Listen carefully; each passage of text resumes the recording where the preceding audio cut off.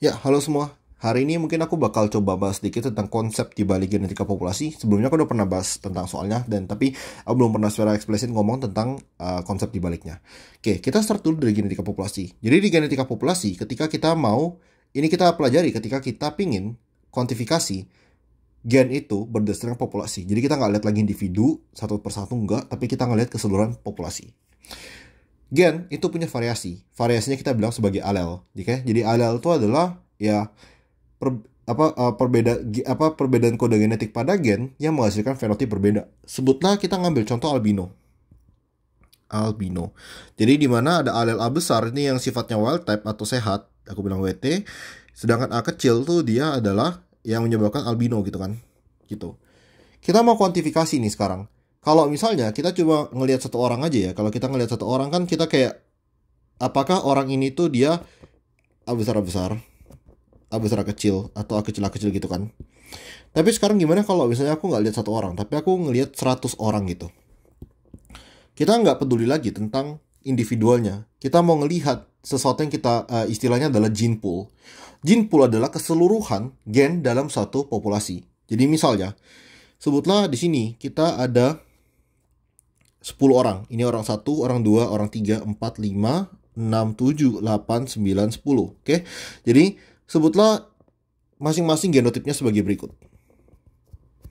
Mungkin seperti ini ya, biar gampang.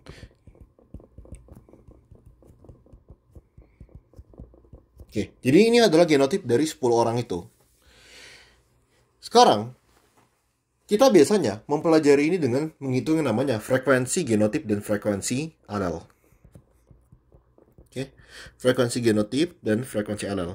Oke, apa sih frekuensi itu? Frekuensi itu cuma mempelajari tentang berapa banyak sih kejadian yang terjadi di alam gitu. Jadi misal, kalau frekuensi genotip sesuai dengan namanya, genotip ini kan melihat keseluruhan genotip ya. Ini misal genotip A besar A besar, genotip A besar A kecil, genotip A kecil kayak gitu.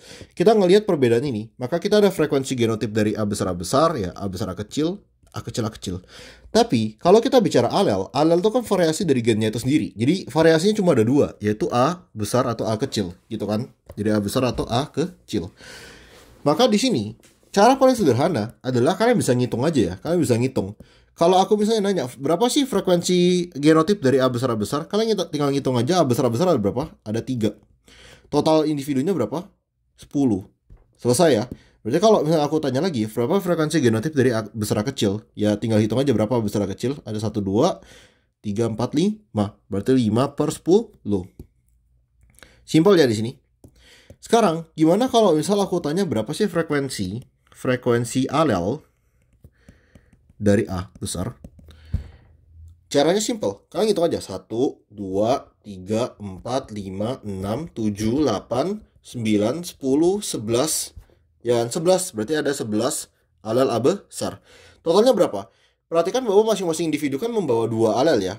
Oke, karena kita individu yang, kita manusia atau makhluk yang diploid, kita punya sepasang kromosom, jadi misalnya kromosom 1 kita ada 2, kromosom 2 ada 2, kromosom 3 ada 2, dan seterusnya kan. Maka kita boleh aja 2 kali total semuanya, 10 orang, berarti ada 20 kromosom total ya. Maka frekuensi alel dari A itu 11 per 20. Perhatikan di sini bahwa kalau misalnya kalian ngitung ini, oke ini gampang ya dihitung. Gimana kalau misalnya aku ada 10.000 orang? Repot ya. Maka dari itu, kita bisa kuantifikasi seperti ini. Jadi,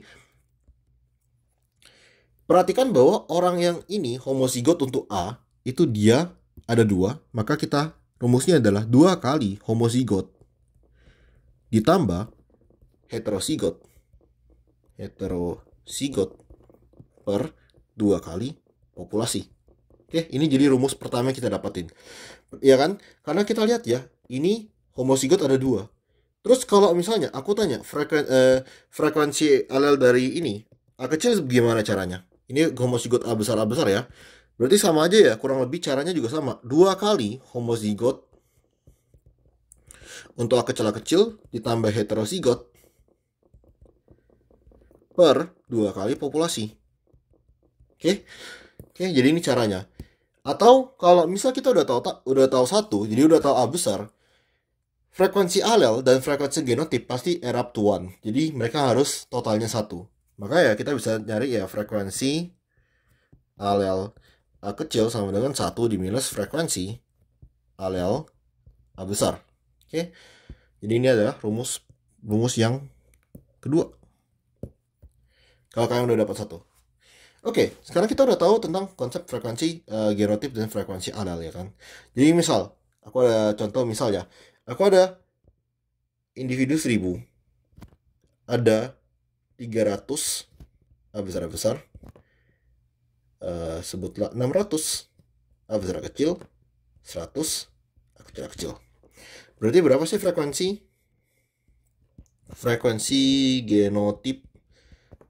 Sorry, mungkin frekuensi alel aja. Langsung aja kita frekuensi alel. Berapa frekuensi alel A besar? Jadi langsung 2 kali 300 ditambah 600 per 2 kali. Totalnya ini berapa? 1000 ya. Jadi 1000. Oke. Nah, maka kita akan dapat frekuensi alel A adalah 0,6. Di sisi lain berarti frekuensi alel dari A kecil adalah 0,4. Oke. Ini konsep pertama kita tentang rumus frekuensi alel.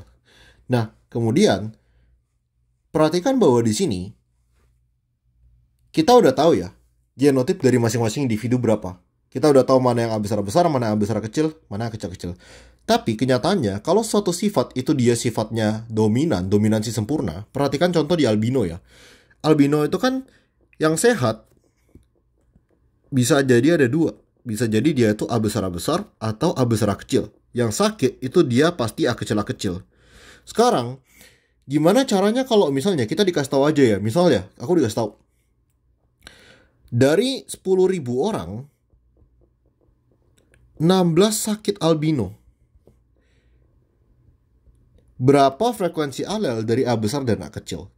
Kalau kita masukin rumus ini, kita nggak bakal bisa dapat nilainya kan? Karena kita tidak tahu yang A besar A kecil berapa banyak. 16 orang sakit albino artinya apa? Artinya ada 9.084 sehat. Di mana 9.084 ini terdiri dari A besar dan A besar A kecil. Nilai pastinya kan kita nggak tahu. Oke, maka dari situ dikembangkanlah suatu rumus namanya persamaan Hardy-Weinberg. Oke, kita sekarang bahas tentang persamaan kesetimbangan Hardy-Weinberg. Jadi rumus ini ditemukan oleh dua ilmuwan sekaligus, yaitu si Hardy sama si Weinberg. Aku nggak tahu nama lengkap mereka. Mereka kalau nggak salah ceritanya mereka tuh kayak menemukan rumus yang sama pada waktu yang berdekatan gitu. Mereka nggak saling tahu terus kayak punya ide yang sama, makanya namanya Hardy-Weinberg. Oke. Jadi di sini perhatikan bahwa rumus kesetimbangan Hardy-Weinberg ini punya asumsi yang harus dipenuhi. Kita ada 5 asumsi yang harus dipenuhi di sini. Oke. Asumsi ini wajib dihafal dan ini penting banget. Asumsi pertama adalah populasi harus besar banget. Populasi harus besar. Asumsi kedua adalah tidak ada mutasi. Asumsi ketiga, tidak ada migrasi. Asumsi keempat, tidak ada seleksi alam. Asumsi kelima, perkawinan secara acak. Perkawinan acak. Oke. Jadi persamaan kesetimbangan Hardy-Weinberg ini punya 5 asumsi ini. Harus populasi besar, tidak ada mutasi, migrasi, tidak ada seleksi alam, dan perkawinan sifatnya acak. Apa sih artinya ini? Di sini, populasi besar itu memastikan bahwa sampelnya kita tuh cukup signifikan. Terus tidak ada mutasi, migrasi, dan seleksi alam. Ini memastikan bahwa alel itu tidak berubah. Kalau ada mutasi, alel akan berubah. Ada migrasi, alel itu bisa berubah. Seleksi alam juga bisa merubah alel. Serta perkawinan acak ini memastikan bahwa tidak ada alel yang sifatnya lebih unggul.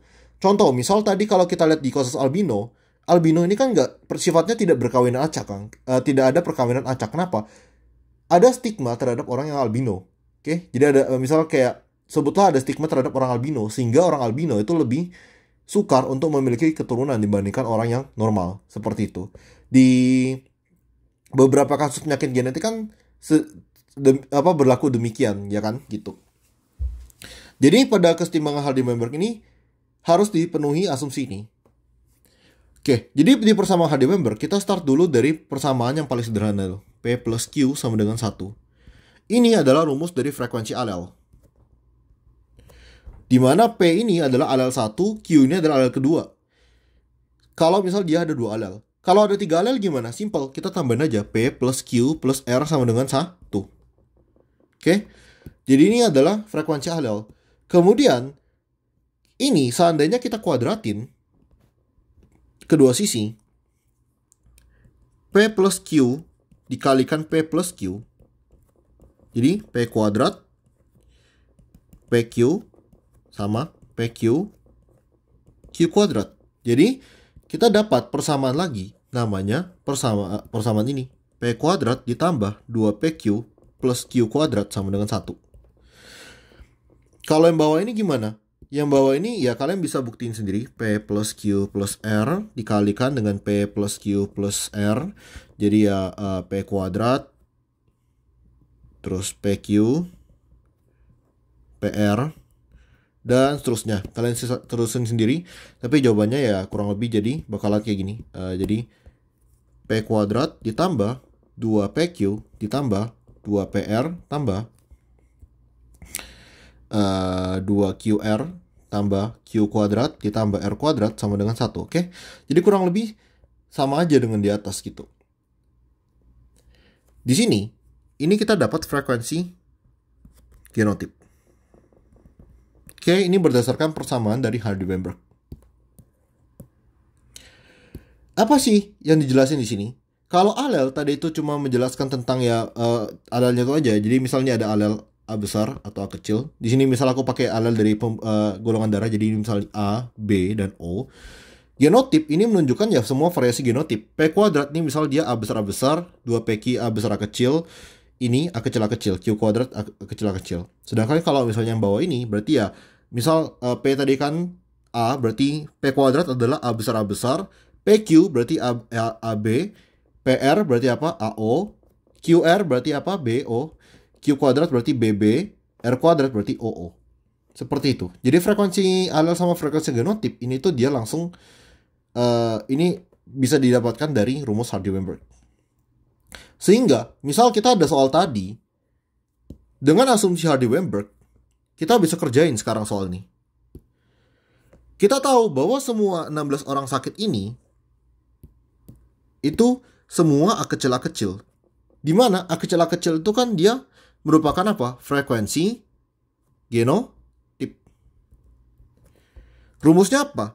Q kuadrat sama dengan frekuensi genotip. Frekuensi genotip tadi rumusnya gimana? Total kasusnya per total populasi. Kasusnya berapa? 16 sakit, total populasi 1000. Sama dengan Q kuadrat. Berarti Q sama dengan berapa? Q sama dengan akar dari 16 per 10.000.